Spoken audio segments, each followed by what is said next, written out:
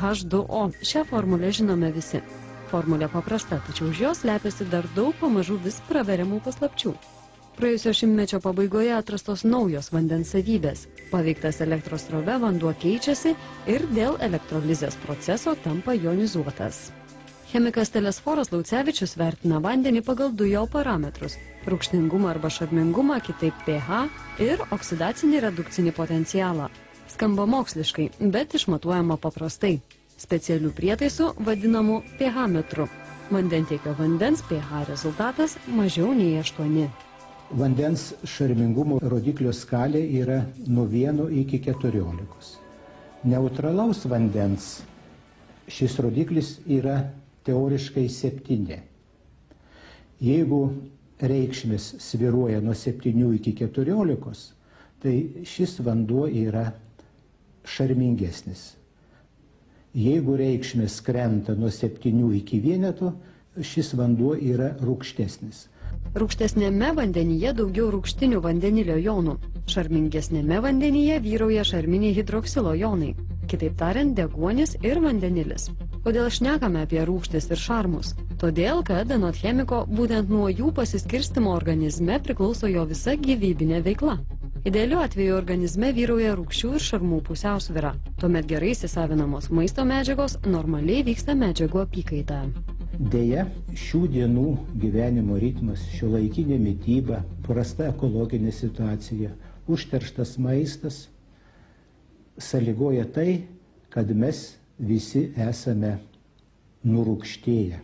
Organizme visados deja yra rūgščių perteklius.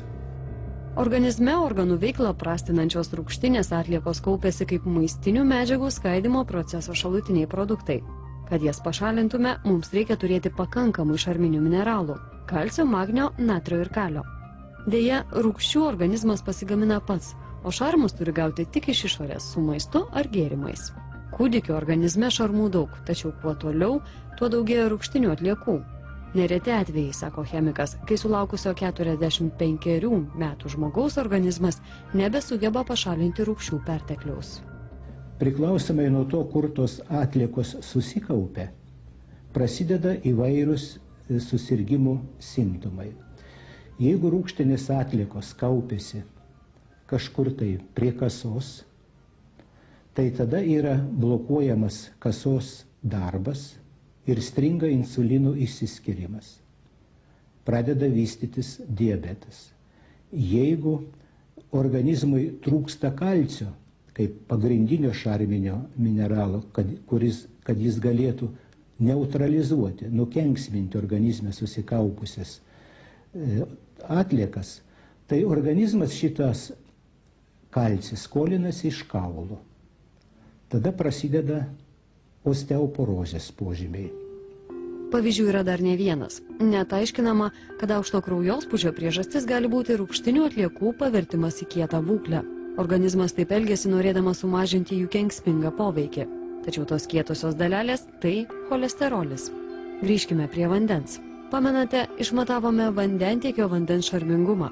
8 balai reiškia, vanduo silpnai šarminis, jame dar daug rūgštinių vandenilio jonų.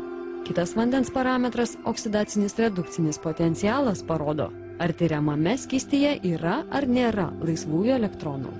Elektronai tai judėjimas, elektronai tai energija. Jeigu skystyje yra elektronų, tai šitas skystis yra gyvybingas ir jo potencialas yra redukcinis. Jisai yra matuojamas neigiamomis milivoltų reikšmėmis. Jeigu skystyje trūksta elektronų,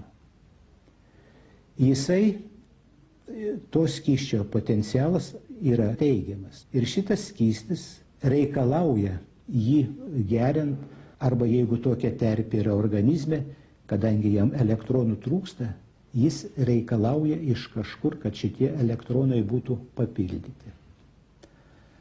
Todėl tas oksidacinis redukcinis potencialas ir parodo skysčio, šiuo atveju vandens, sugebėjimą arba atimti elektronus, arba duoti elektronus. Teigiamas vandentiekio vandens oksidacinis redukcinis potencialas rodo, kad šis vanduo siekia įsigyti laisvųjų elektronų. kas įvyksta išgėrus tokio vandens. Organizmą vyrauja šarminė terpė ir visos ląstelės yra apsuptos tarp ląstelinio skysčio, kurio potencialas yra neigiamas ir yra taip pat šarminė terpė. Organizmas gavęs šitokį vandenį, jis jo negali iš karto panaudoti gyvybinių procesų veiklai. Jis jį privalo pertvarkyti taip, kad jis atitiktų organizmo sandarai, kad atitiktų tiem parametram, prie kurių normaliai gali vykti visi organizmo gyvybiniai procesai. Ir organizmas su to susitvarko. Tačiau pagalvokim, kiek reikia įdėti energijos, kad būtų šitas vanduo pertvarkytas taip, kad organizmas galėtų jį įsisavinti. Deja, šarminio vandens, kuris atitiktų mūsų organizme esančių skysčių parametrus, gamtoje yra nedaug. Tokie jo šaltiniai žinomi kaip stebuklingos gydomosios versmės. Buityje šarminis vanduo gaminamas ionizatoriuje elektrolizės būdu. Vandenį suskaidant į du jį sudarančius jonus, mūsų apkalbėtus rūgštinius teigiamus vandenilio ir šarminius neigiamus hidroksilo jonus. Vykstant elektrolizei, prie neigiamo katodo keliauja šarminių metalų jonai. Prie teigiamo anodo traukiamos rūgštinės dalelės. Po proceso gaunamas dviejų rūšių vanduo – rūgštinis, skaidrus vanduo su rūgšties kvapu bei skoniu. Šarminis, drumstas beskonis ir bekvapis vanduo. O svarbiausia, skiriasi šio vandens esminės savybės. Jei vėl išmatuotume vandens šarmingumą, gautume šarminio vandens pH daugiau nei 9.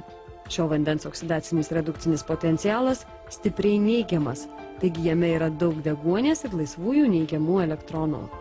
Rūgštinio vandens savybių parametrai visiškai kitokie. pH mažiau nei 7, oksidacinis redukcinis potencialas plus daugiau nei keli šimtai.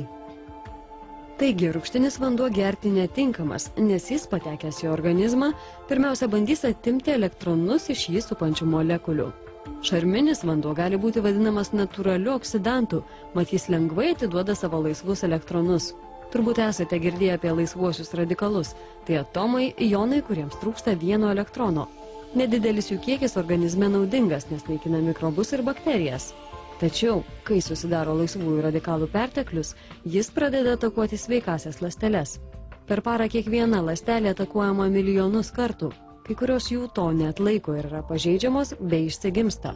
Pradeda nestabdomai dalytis, žmogus susirga onkologinė ar kita liga. Ir štai dabar įsivaizduokime, mes išgeriame šarminį vandenį, kuris turi laisvų elektronų perteklių. Ir toks vanduo patekęs į organizmą, jisai tuos elektronus atiduoda laisviesiems radikalams. Laisvieji radikalai lieka patenkinti, jie redukuojasi iki normalių molekulių, normalių atomų. Ir tuo pačiu yra apsaugomos mūsų organizmo sveikosios ląstelės. Taigi, anot chemiko, pagal išmatuotus parametrus šarminis vanduo pats tinkamiausias žmogaus organizmui. Ir jeigu kalbant apie mūsų šio amžiaus marą, vėžinį susirgymą, tai žmogus sergantis onkologiniam ligom, ypatingai paskutinėse stadijose, jo ląstelių šarmingumas yra 1000 kartų mažesnis negu sveiko žmogaus ląstelės. Jeigu normaliai ląstelės šarmingumas yra pH 7,2, tai onkologinėmis ligomis sergant šis rodiklis nukrenta iki 5,7 ir žemiau. Jau minėjome, šarminėme vandenyje yra papildomas deguonies kiekis, kuris itin svarbus medžiagų apykaitoje. Jei šio proceso metu deguonies trūksta, vyksta rūgimo procesas ir formuojasi pieno rūgštis. Tokia terpė, anot chemiko, palankiausia vystytis onkologiniai ligai. Trumpam grįžkime prie jonizuoto rūgštinio vandens. Gerti jo nepatariama, tačiau galima panaudoti daug kur išorėje. Dėl gebėjimo atimti jonus jis pasižymi dezinfekcinėmis savybėmis, tinka praustis. O pasakojimą pabaigsime prancūzų rašytojo Saint-Exupéry žodžiais. Vanduo, tu esi ne tik reikalingas gyvybei, tu pats esi gyvybė.